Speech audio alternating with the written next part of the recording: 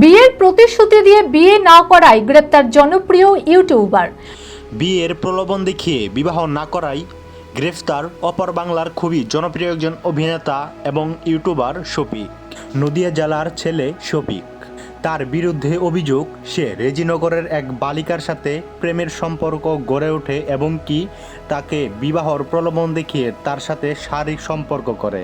হ্যাঁ, ভিডিও করেছিল, কিন্তু সেই ভিডিওটা ও দেখে হঠাৎ পোস্ট করে দেয়, দিয়ে বলে যে তুমি যদি আমাকে বিয়ে না করো আরো ভিডিও পোস্ট করব, তোমার লাইফ বরবাদ করে দেব। তবে তাকে বিবাহর প্রলোভন দেখায়, কিন্তু তাকে বিবাহ না করে অন্য মেয়েদের সাথে সম্পর্ক গড়ে তোলে শফিক।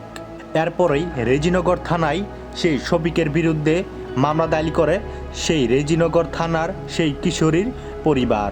অভিযোগ পেয়ে রেজিনগর থানার পুলিশ সেই জনপ্রিয় অভিনেতা শফিক সহ তার একজন সাথীকেও গ্রেফতার করে। তাদের নামে পক্সো আইনে মামলা হয়।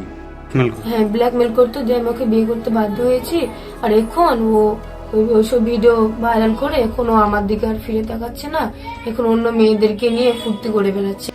মেয়েটি জানায় শফিক তার সাথে শারীরিক সম্পর্কের ভিডিও ধারণ করে রাখে এবং কি সেই ভিডিওটি সামাজিক যোগাযোগ মাধ্যমে ছড়িয়ে দেওয়ার ভয়ও তাকে দেখায়।